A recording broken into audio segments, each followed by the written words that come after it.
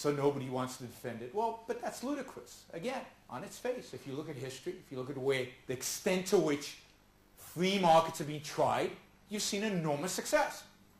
Whether it's the fall of the Berlin Wall in Eastern Europe before the fall of the Berlin Wall and after, whether it's Hong Kong versus China in the 1970s and 80s, or whether it's the United States and its 200 years of history of relatively free markets.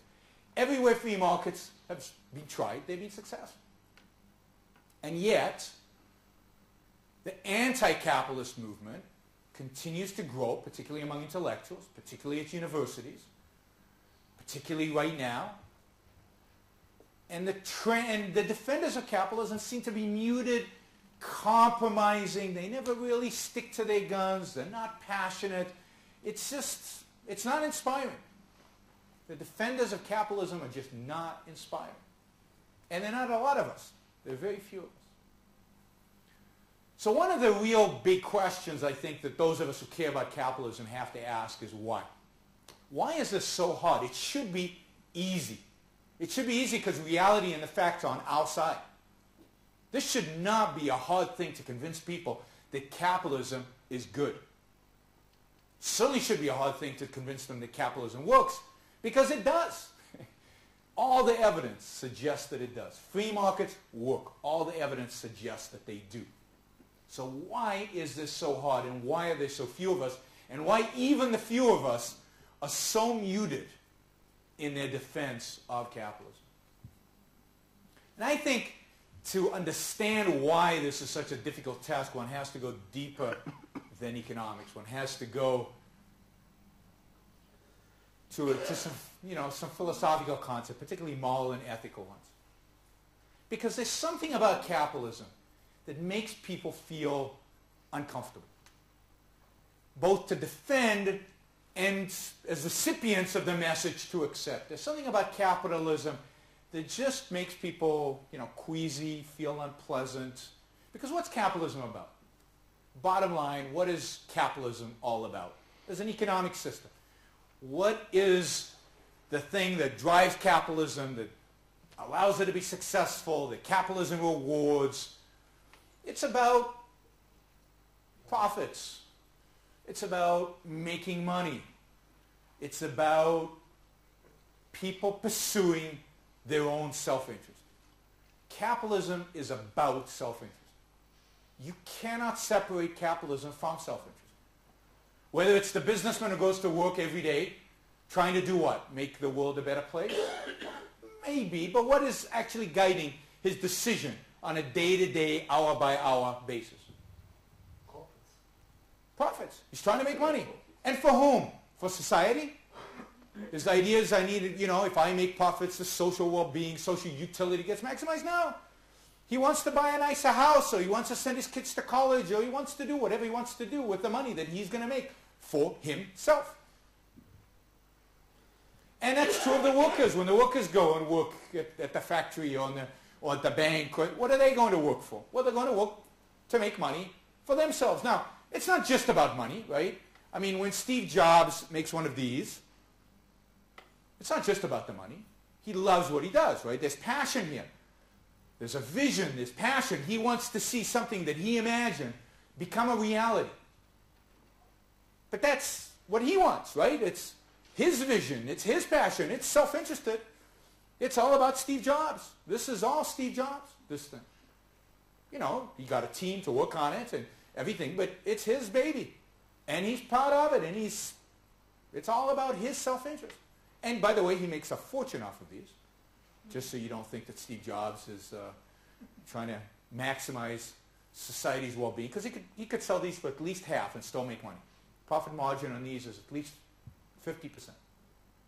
And yet he won't, because he wants that money. And yet, when we say that Steve Jobs is trying to make money, it's a little uncomfortable, right? It's all about money. It's all about profit. And when we go and buy, when I go at the mall and buy an iPhone, I do it to stimulate the economy, right? When you go buy clothes, you go at the mall, you do it just out of your, goodwill to mankind.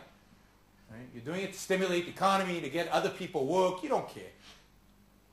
No, I mean, you're going to the mall because you want to go to the mall, because you want to buy the stuff that you want, because it'll make your life better, because you'll have more fun, because you'll enjoy it, because it makes you more productive. Whatever the cause, it's you. So here you have a system where the producers are in it for their own self-interest. They're trying to make money. The buyers are in it for their own self-interest. The workers are in it for their own self-interest. And we reward that, right? We reward that self-interest. So if you're a really good worker and you've worked real hard, you get more money.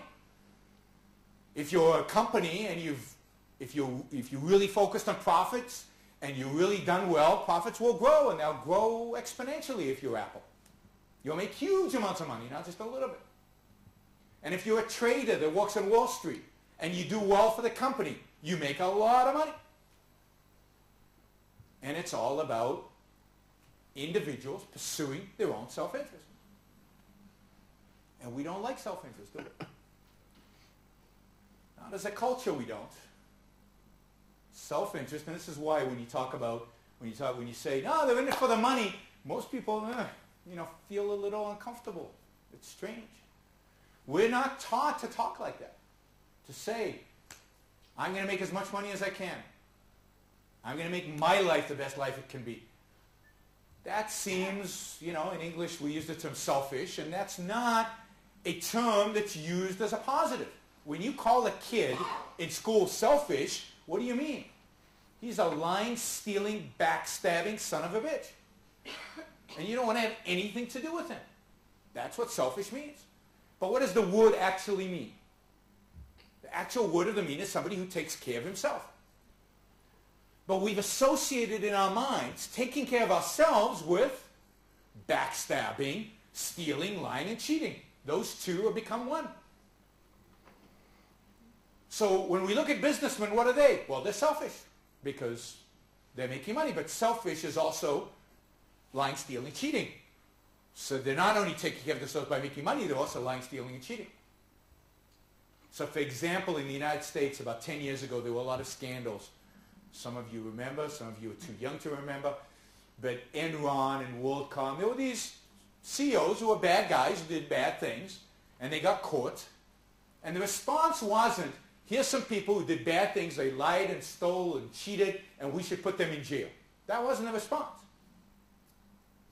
The response was, all CEOs are liars and cheaters and crooks.